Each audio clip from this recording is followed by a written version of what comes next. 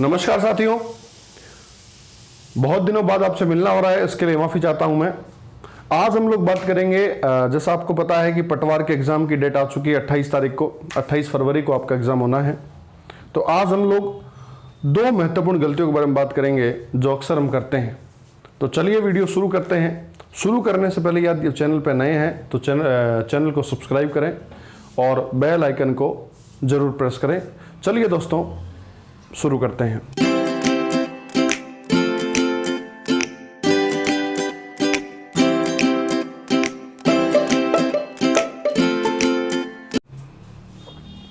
तो साथियों, जैसा आपको पता है कि जो एग्ज़ाम की डेट है वो कब आई है, वो आई है 28 फरवरी को।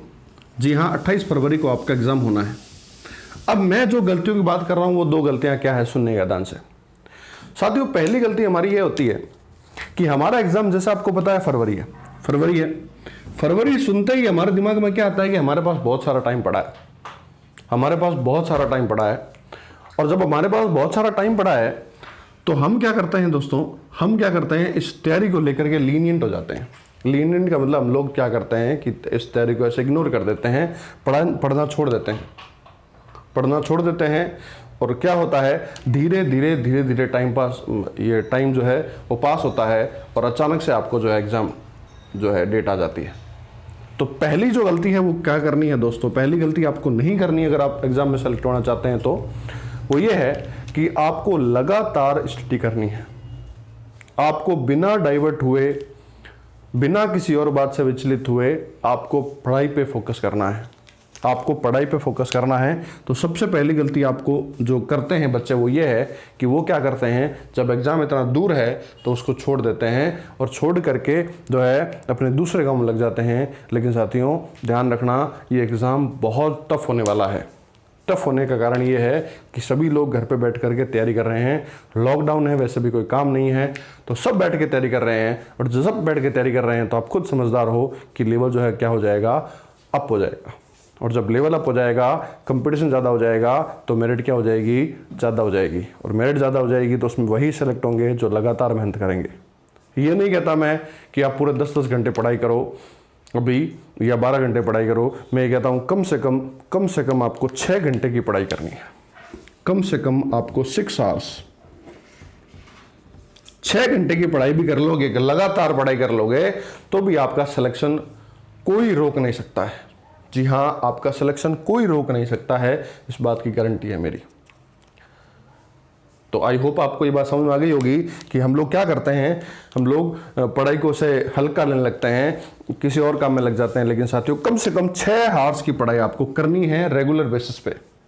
और आपको टारगेट बना लेना है कि मेरा ये इस बार मुझे नौकरी लगनी है।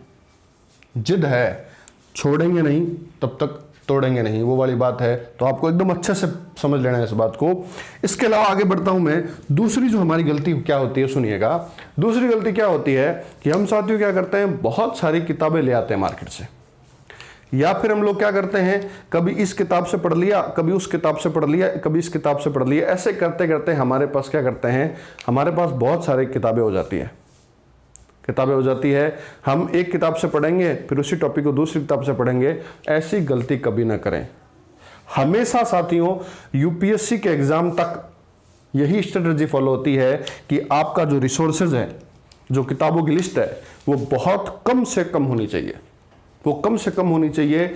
और आपने जो चीज जिस किताब से पढ़ी है, दोबारा उसी किताब से पढ़ें। एक किताब 10 किताबों के एक बार पढ़ने से कई अच्छा है एक किताब को 10 बार पढ़ लिया जाए। इसलिए ध्यान रखना, अगर आप कोचिंग कर रखे हैं, आपके पास नोट्स पढ़े हैं, तो नोट्स को रिवीजन करना। मेरे जो बच्चे सुन रहे हैं, देख रहे हैं, उनको मैं कहना चाहूंगा, जो आपने मेरे से पढ़ाई करी है आप उनको ही रिवीजन करना। आप किसी और किताब के चक्कर में पढ़ लोगे, फिर थोड़े दिन बाद उसको और पढ़ लोगे, ऐसे पढ़ाई करने का कोई मतलब नहीं है। क्योंकि बिना रिवीजन के आपको एग्जाम में याद नहीं आएगा, बिना रिवीजन के एग्जाम में याद नहीं आएगा। और जब याद नहीं आएगा तो वो किताब को पढ़ने का कोई फायदा नहीं होगा। तो मेरा कहने का मतलब ये है कि अपनी सीमित किताबें रखें। कौन सी किताब पढ़नी है वो ऊपर एक वीडियो मैंने लगा रखा है, लिंक बटन पे क्लिक कर लेना, आपको मिल जाएगा ये डिटेल। लेकिन आपकी किताबों की सूची जो है बहुत कम से कम होनी चाहिए, छोटी से छोटी होनी चाहिए, और आप बार बार उन्हीं चीज़ों को जो है प्रैक्टिस करें। तो दूसरी बात आपको समझ में आ गई होगी। एक और बात है साथियों जो मैं आपको बता देता हूं, वो ये बात है कि आपको, हालांकि एग्जाम टाइम के काम की बात है, ये एग्जाम से 1 महीने पहले की, आपको कम से कम आपको 10 से 15 पेपर आपको हल करके जाने हैं। जिस भी एग्जाम की आप तैयारी कर रहे हो, पटवार की अगर तैयारी कर रहे हो तो पटवार के पेपर, वैसे ही ठीक जैसे पैटर्न एग्जाम में आते हैं उसी तरह से आपको घर पे बैठ करके प्रैक्टिस करके जाना है। ऑनलाइन कर सकते हो तो ऑनलाइन कर लेना, कहीं पर भी आपको प्रैक्टिस जरूर करनी है। 10 से 15 पेपर की प्रैक्टिस करनी है और कुछ नहीं। 10 से 15 पेपर की प्रैक्टिस कर लोगे तो आपका सिलेक्शन होने से कोई रोक नहीं सकता है। तो ये 3 गलतियां आपको ध्यान रखनी है। गलती नंबर 1, एग्जाम दूर है इसलिए पढ़ाई मत छोड़ देना साथियों, पढ़ाई नहीं छोड़नी है। Don't leave the study please. Second mistake क्या है कि किताबें बहुत सारी इकट्ठी कर लेंगे, पढ़ेंगे किसी में से नहीं, ऐसा नहीं करना है। आपको लाइब्रेरी नहीं बनना है। आप किताबों की सूची बहुत छोटी होनी चाहिए, उसको बार बार रिवीजन करना है। और तीसरी गलती जो है मैं आपको बता चुका हूं कि आपको कम से कम 10 से 15 प्रैक्टिस पेपर कम से कम करने हैं। इनके अभाव में आपको एग्जाम का पैटर्न समझ में नहीं आएगा, आप दिक्कत में आ जाओगे और आप प्रेशर हैंडल नहीं कर पाओगे। ठीक है साथियों, तो ये वीडियो आई होप आपको पसंद आया होगा।